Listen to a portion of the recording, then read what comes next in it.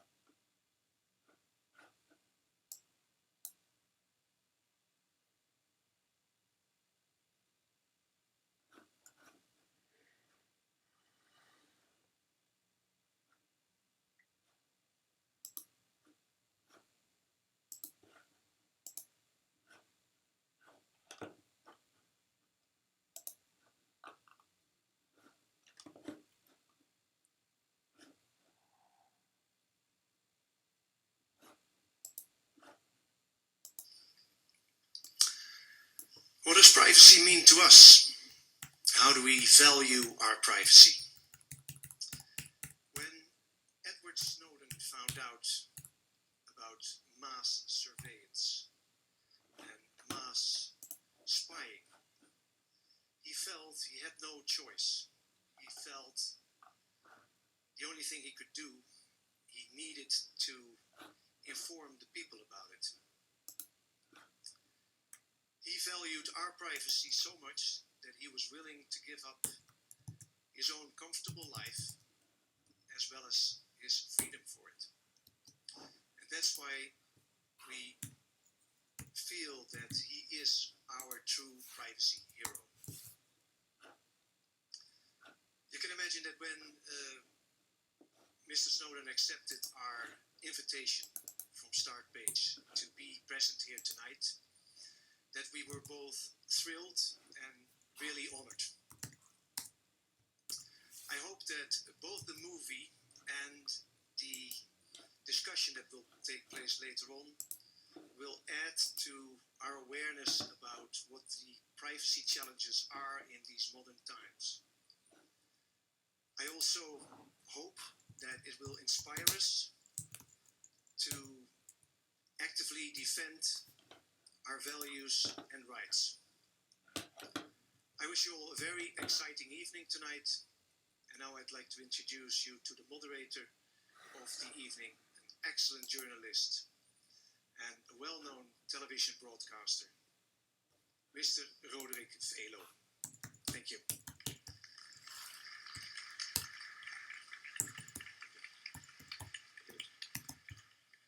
So good evening to all the people, not only here in this wonderful theater of Tuschinski, but also welcome to all the people around the world who are looking now to our feed.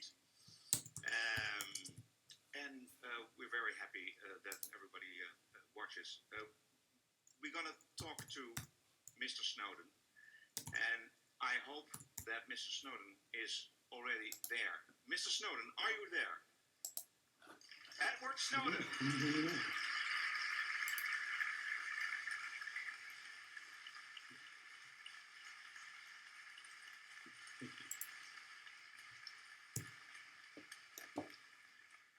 Eward Snowden, we are very honored to have you here. We collected a lot of questions from all around the world, from the people here in the audience, and we put them in a couple of subjects. So we're going to start with those questions right away. But first, the movie. Did you saw the movie yourself? I have, yes. Yeah. And was it accurate, do you think?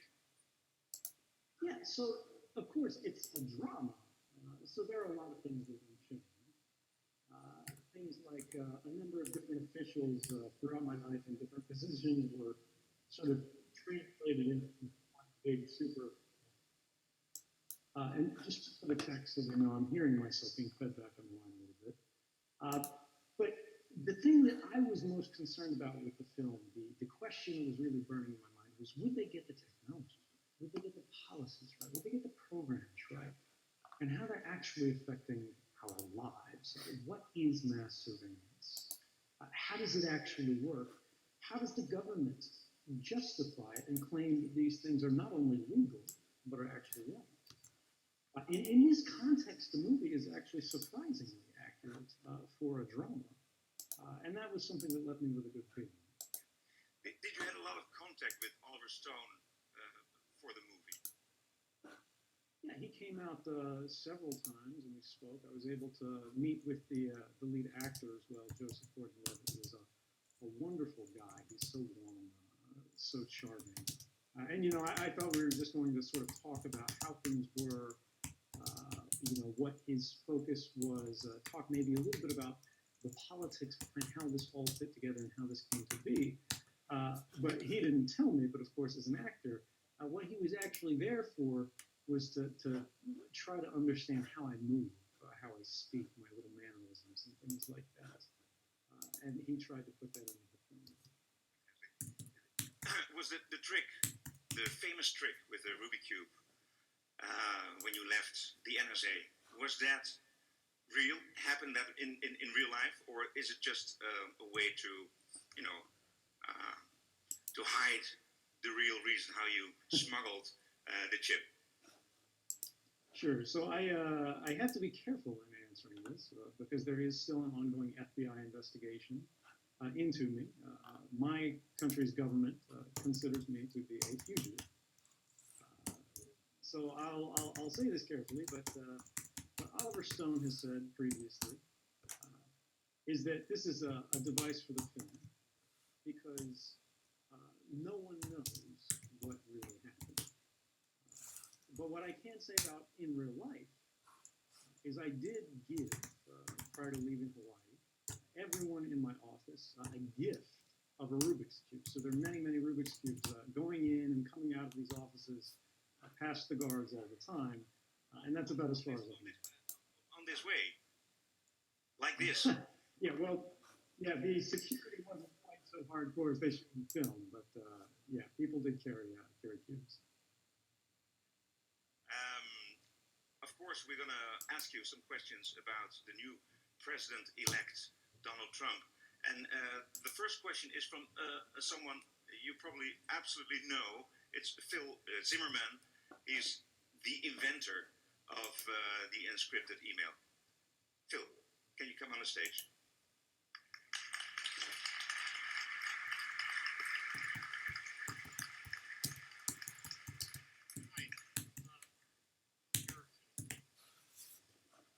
No, he's on. Okay. Yeah. Okay.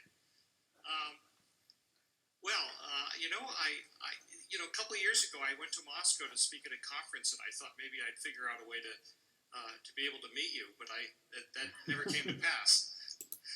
I saw Citizen 4, and I saw that as you were attempting to connect with Glenn Greenwald with PGP, and he couldn't be bothered to learn how to use PGP. My impression was, go find another journalist. So, anyway, when I wrote the PGP manual about 25 years ago, I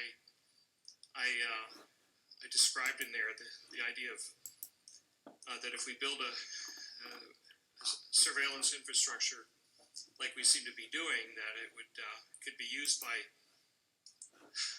a future government that could be elected in a democratic election that could use it for their whatever evil purposes they might have. And I did the same thing in some Senate testimony in 1996.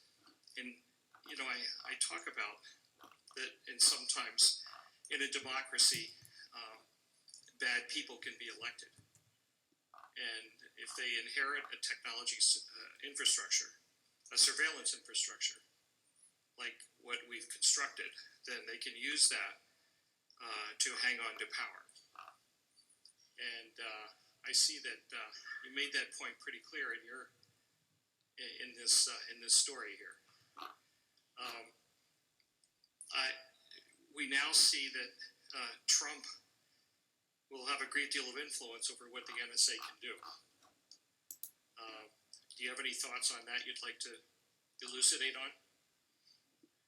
Yeah, so there's a number of things. First off, for people in the audience who may not be so familiar with Mr. Zimmerman's work, PGP is one of the original encryption schemes for email that I used in my original contact with the journalists.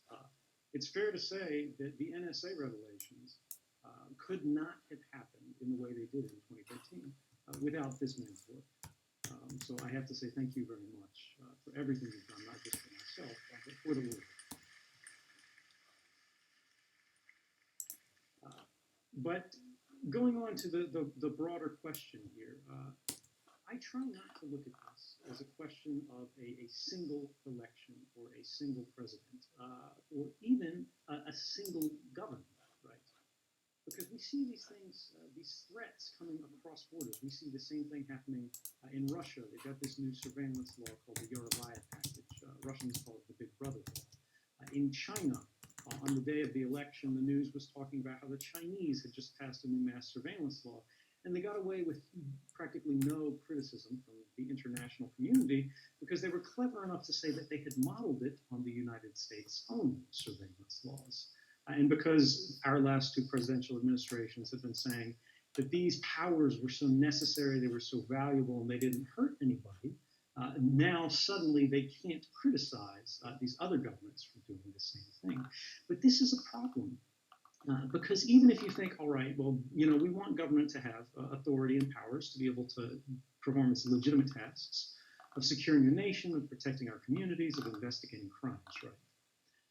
But how is this done, and where do they depart from this model? When do they start creating exceptions to what we have in the United States, our Fourth Amendment, which is an individual's right to privacy, where they say the government can't interfere in your communications, they can't arbitrarily investigate your home or take your letters or your emails, either collecting them or reading them, without going to a court and getting a warrant. But we have to recognize that even that barrier, the warrant requirement, the involvement of the courts, doesn't mean the same thing in every country.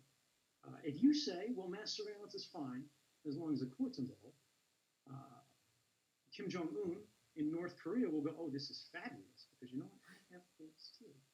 And they'll be happy to sign anything I put in front of them. And this is really something that we need to remember, is we are never farther than a single election away from a change in government, from a change in policy, from a change in the way the powers that we have constructed into a system are used. And so what we need to start thinking about now is not how do we defend against a President Donald Trump, but how do we defend the rights of everyone, everywhere, without regard to jurisdictions, without regard to the borders. We have this tremendous fabric of technology that we've enveloped the earth with, this internet that creates bonds of fraternity between people who don't even share the same language.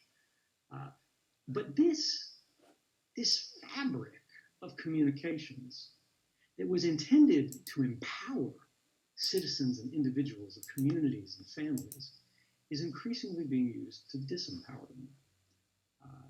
Internet service providers, phone companies, governments, and other corporations are beginning to spy on these things. They're lifting up that fabric to look at the lives underneath, whether it is for the purpose of profit, or whether it's for the purpose of power, or whether it's for, in some cases, legitimate purposes. But we have to think for ourselves, what if we start weaving this fabric in a slightly different way?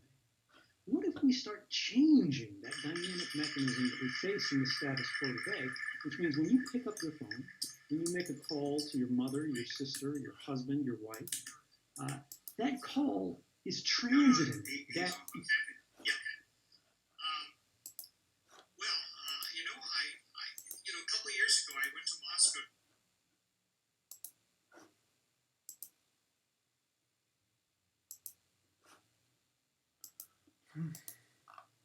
So sad.